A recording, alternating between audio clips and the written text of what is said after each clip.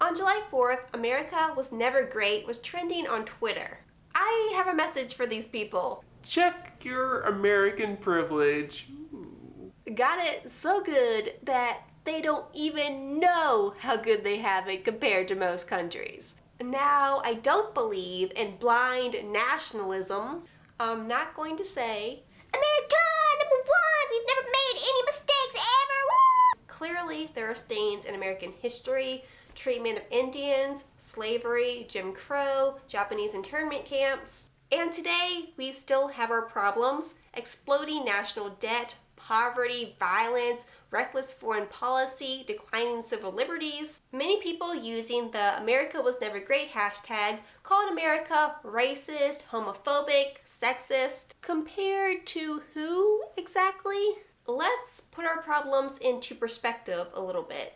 If America isn't great, which country is great? Some people in my Twitter mentions said Sweden and Denmark. There's no racism in Sweden?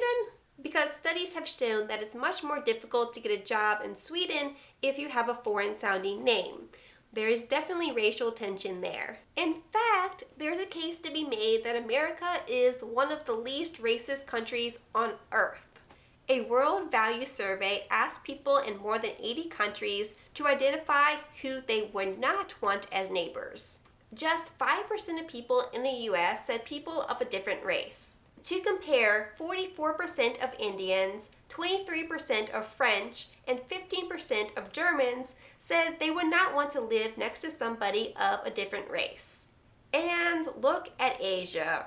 It's no big secret that Asians are stereotypically racist, even towards people of different Asian nationalities. If you don't believe me, just call a Japanese person Chinese and see what happens. Now, of course, people can always lie in surveys, and just because other countries are more racist doesn't mean that racism doesn't exist. However, the US definitely appears to be more accepting towards different races and nationalities. Now, what about homophobia in the US? We've made a lot of progress lately, so let's compare to other countries. In 76 countries, it's illegal to be gay.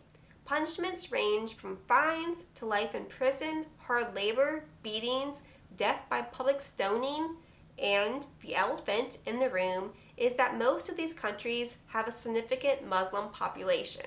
You'd be hard-pressed to find an American who wants to make homosexuality illegal, even among Christian Americans who do not approve of homosexuality. The Pew Research Center asked people in 39 countries, should society accept homosexuality? Now, the researchers did admit that the word accept might mean different things to different people in different countries. 60% of people in the US said yes, up from 49% in 2007. They found a big age divide. Among 18 to 29-year-olds in the US, 70% said yes, except homosexuality. Compare that to 18 to 29-year-olds in Nigeria, 0%. Pakistan, 2%. Indonesia, 4%. Egypt, 3%. Turkey, 9%. And these are young people.